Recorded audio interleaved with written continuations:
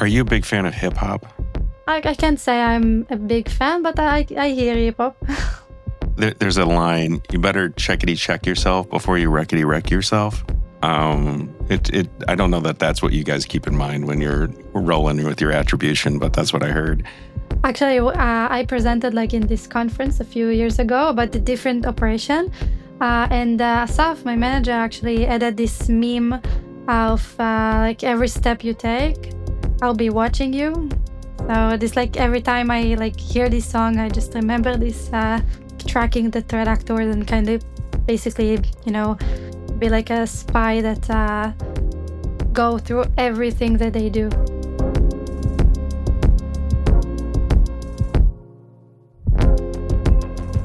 Welcome to Threat Vector, the Palo Alto Networks podcast where we discuss pressing cybersecurity threats and resilience and uncover insights into the latest industry trends.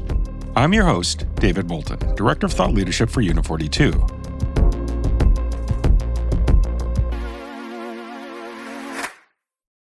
Today I'm speaking with Lior Rochberger, Principal Threat Researcher at Palo Alto Networks. Lior has contributed to groundbreaking research such as exposing espionage operations targeting Southeast Asian governments and analyzing threats like Raccoon Stealer and Lockbit ransomware. You can see her work on the Unit 42 Threat Research Center. Today we're going to talk about Operation Diplomatic Specter, a significant espionage campaign targeting foreign ministries in the Middle East, Africa, and Asia. This research reveals the complex tactics used by threat actors to infiltrate critical networks, emphasizing the growing need for advanced threat detection and response. This is an essential topic because it highlights how state-sponsored campaigns are evolving, posing a direct risk to national security, diplomacy, and sensitive data worldwide. Lior Rochberger, welcome to Threat Vector. Excited to have you here. I'm excited to be here. The cybersecurity landscape is constantly evolving, and geopolitical factors often play a big role. Talk to me about how the changing administration in the United States can impact cyber activity around the world. So the election and the changing administration of the United States president, which often considered to be the most powerful person in the world, has far-reaching effects on global cybersecurity. We also saw it already during the election process itself, with Iranian and Russian hackers trying to interfere with the election process, and actually not for the first time. There are also repercussions for relationship with other countries depending on the elected president. And we know that what we call the axis of evil, which is mainly Russia, Iran, North Korea, and China, they're paying a lot of attention to every step by the new administration. For example, Iran's cyber tactics may change significantly based on the new stance of the new administration on the nuclear deal and the sanctions. And this could lead to new cyber campaigns targeting the United States and also their allies. Ultimately, we see that many nation-state threat actors are closely monitoring major political events and adapting their cyber activities accordingly.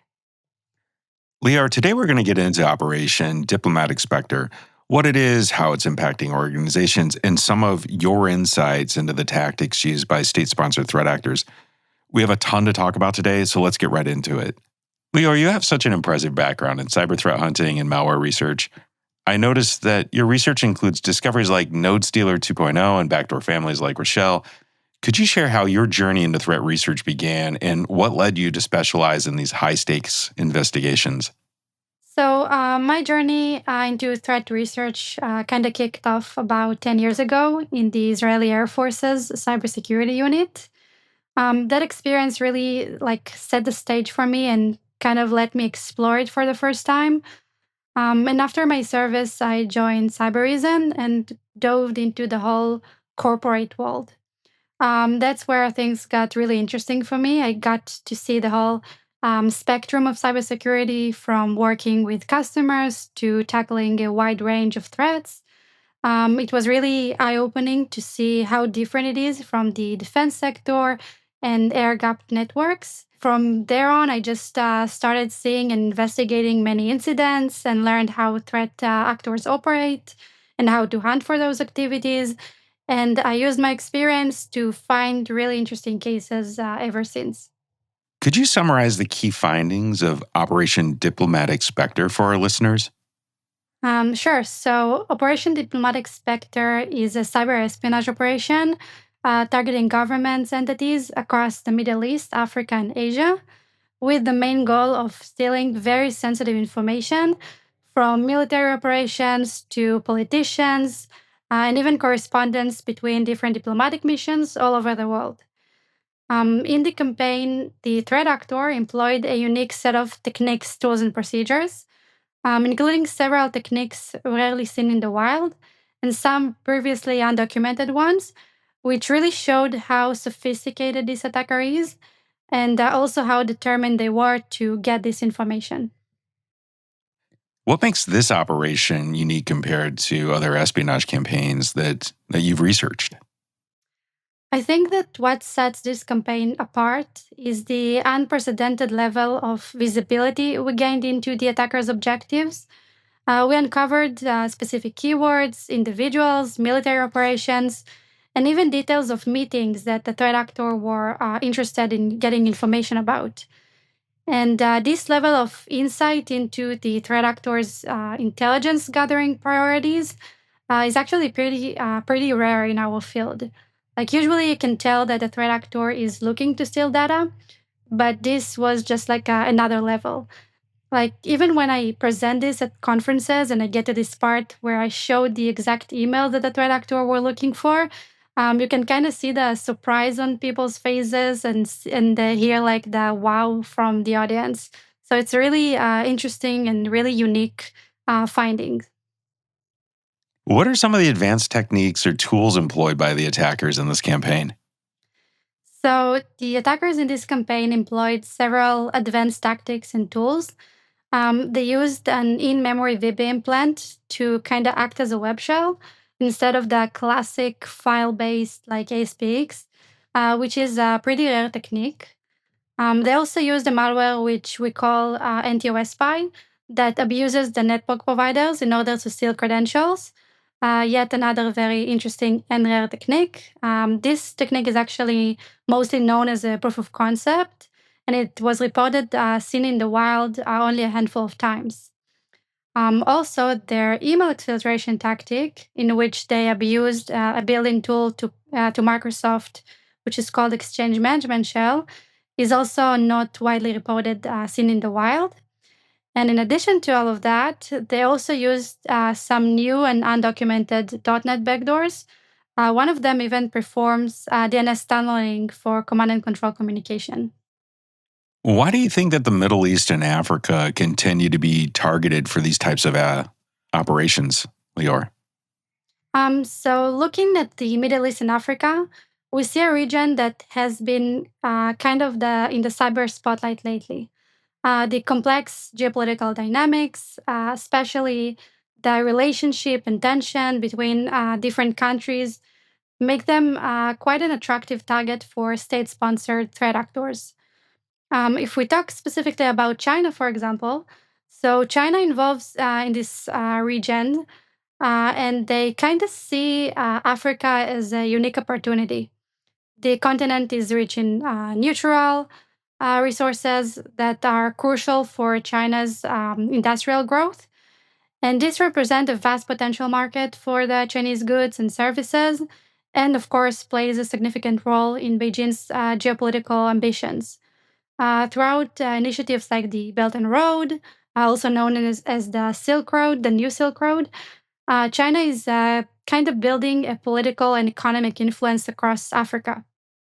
And all these factors makes this region an attractive target for cyber operations as China seeks to gather intelligence, gain strategic advantages, and of course supports its diverse interest in the area. From the energy sector and information about diplomatic secrets, and the scope is for potential target is vast. Lior, what IOCs or threat signatures should organizations look out for based on your findings? So, of course, we share the relevant IOCs if there are domains, hashes, and IPs. which organizations can, of course, implement in their security products and add to block list. But more importantly, there are behavioral patterns that we share with the readers in our blogs. This includes suspicious PowerShell commands, such as the abuse of the exchange management shell, indicative file names that also are worth hunting for, a unique username that the threat actor uses, and different command lines. For example, the indicative arguments for the Yazoo penetration toolset that was also used in the attack. And this all can quite easily be translated into hunting queries and even detection rules. How do these indicators evolve as attackers refine their techniques? Usually, after publishing a blog and basically burning an operation, we sometimes see attackers refine their techniques and change their indicators. They might change the file hashes, use different infrastructure for command and control, or even modify their PowerShell scripts. And they can also even just completely change their tactics. And due to these constant changes, it's important that organizations stay updated with the latest threat intelligence and use more behavioral based protection rather than just rely only on IOCs, which again can change very easily. How do the tactics of the APT behind Operation Diplomatic Specter reflect trends in modern cyber espionage? The tactics used in Operation Diplomatic Specter reflect several trends in modern cyber espionage. This includes the use of very rare techniques that most security solutions don't know how to defend against, developing custom malware that designed to evade detections and traditional antiviruses, and operating in waves in order to maintain persistence in the targeted environment for a long period of time. And this way, the attackers can also just get back from time to time, steal the new desired data, and go silent again, which of course helps them in staying under the radar. What lessons can organizations take from this to bolster their defenses against APTs? Organizations can learn several lessons from this operation to improve their defenses. First, they need to implement robust monitoring of legitimate tools, such as PowerShell, and also other tools that can also be abused. Second, they should focus on detecting unusual behavior rather than just known malware signatures and known techniques. And finally, many organizations think that they're kind of secured enough, but the truth is that when facing a determined and capable threat actor, it's only a matter of time until they find a way in.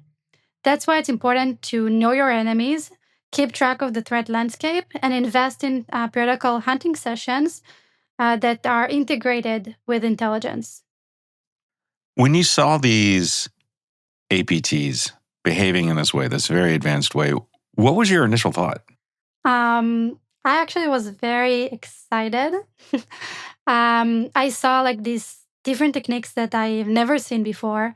So I figured that there is something very serious going on there. And it's a very sophisticated threat actor. And when I dug into this and started to analyze the different artifacts, and I found, for example, what the threat actor were looking for, like the exact keywords, the individuals that they were tracking. I got very excited because I understood that this is really big and really like unique to see and to investigate. So I kind of want to peek behind the scenes a little bit. When you're looking at those artifacts, you're looking at those keywords, you're tracking a Chinese threat actor who's going after countries in the Middle East and Southeast Asia. What language are you tracking them in? So it really depends on the specific target. For example, in the Middle East, we saw keywords in English and we also saw keywords in Arabic. So it really depends on the targeted country, but we search for everything that they're looking for, every language that we could detect. Are there hints in the way that you see those searches that give you an indication that it's a Chinese APT? Yes. So one of the first things that I noticed that the threat actor were looking for is the keywords of anything related to China and to President Xi, the president of China. They even searched for his wife, Peng Liyuan, if I pronounce it correctly. And then I realized this threat actor is looking specifically about things that related to China in any way. Can you walk us through the methodology Unit 42 used to attribute the campaign to a specific actor or region? I know we just talked about it a little bit, but I'm wondering if you could go a little deeper. Sure. So, Unit 42 attribution methodology actually involves several steps, and it's mainly relied on the known diamond model of attribution, which is widely used in the industry. In this process, we take into consideration the tools, the infrastructure, the tactics, and of course, the victimology. And we compare this set of indicators to other known threat actors and previous campaigns. In this specific case, it was very challenging and not kind of straightforward, if I can even say that, on attribution. Most of the tools and techniques we observed were very rare and even completely new. So comparing it to other known groups or known attacks didn't really point to any specific suspect. And after we tracked and collected data about this activity and threat actor for over a year and tested all the data we had against the diamond model of attribution, it became quite clear to us that this is actually a very distinct activity carried out by what we believe to be a new group. And even though we believe this is a new group, we were still able to attribute activity and attribute this threat actor to China based on different findings, such as the linguistic artifacts that we found that were in Mandarin that kind of pointed towards China, the activity time frame that was consistent with the activity with the working hours of 9 to 5 in UTC plus 8, and also the infrastructure that was used in the operation, that we found that it's actually part of an infrastructure that is shared among multiple Chinese threat actors. What are the challenges in confidently attributing such attacks? So, of course, attribution should always be taken with a grain of salt. There are many challenges in attribution.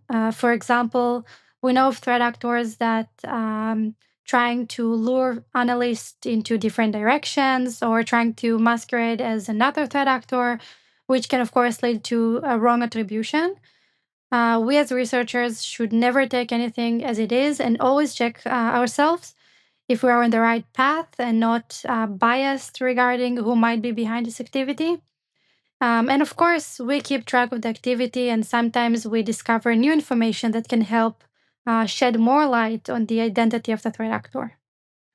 Lior, is there value in the common org knowing these details? I think that it's important that organizations and also researchers will be aware of this threat actor and this activity, since it can help the community to not only know about the potential risks, but perhaps to contribute and to provide more information to our findings that can help us to shed new light about this threat actor. And of course, it can help organizations to better protect themselves against this specific threat.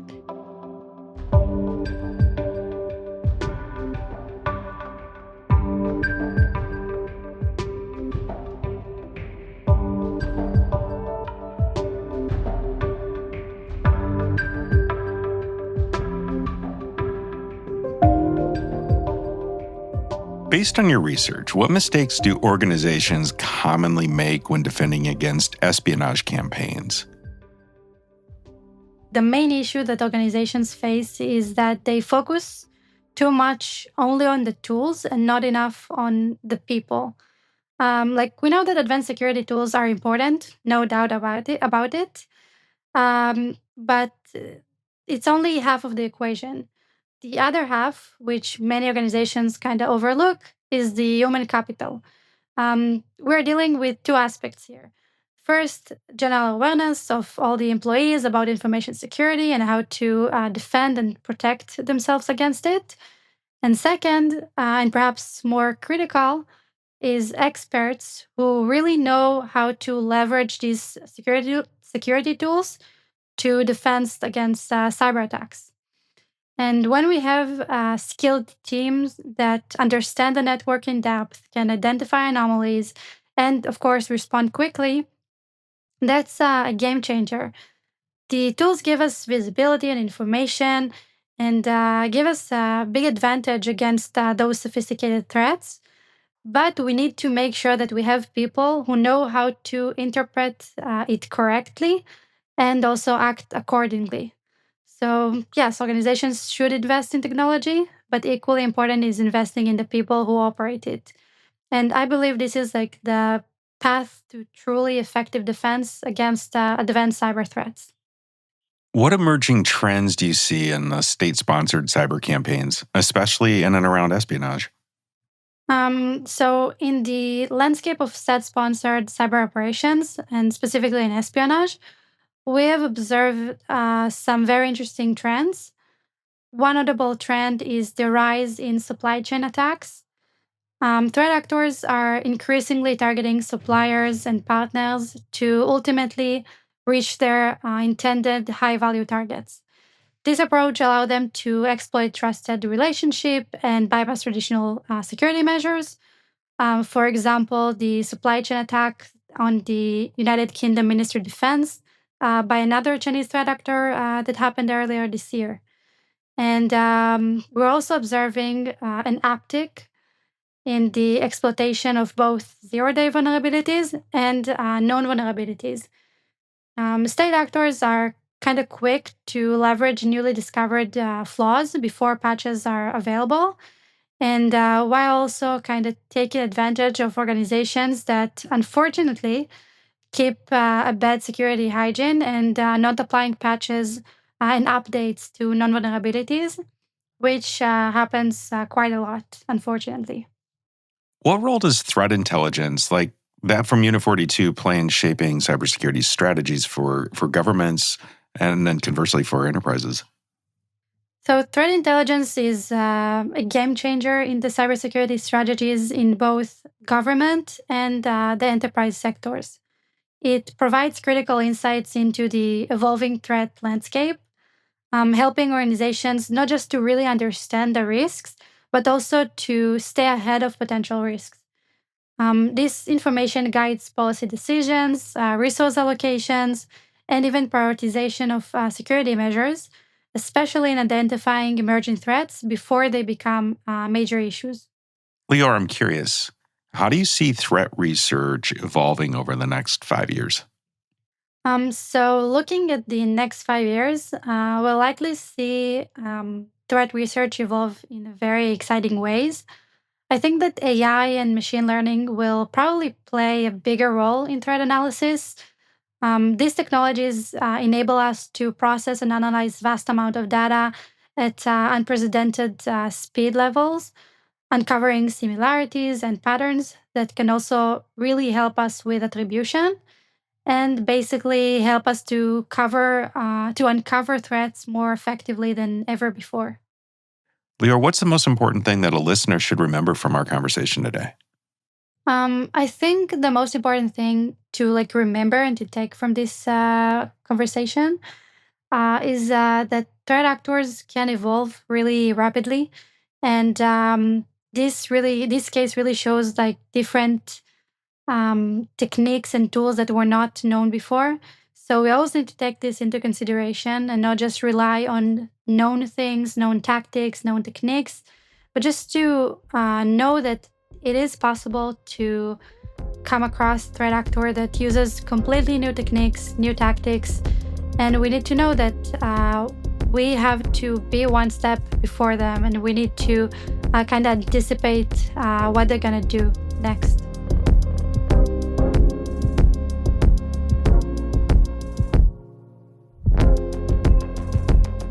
Thanks for a great conversation today. I appreciate you sharing your insights on Operation Diplomatic Specter here on Threat Vector today. Thank you. It was great being here. That's it for today. If you like what you heard, please subscribe wherever you listen and leave us a review on Apple Podcast or Spotify.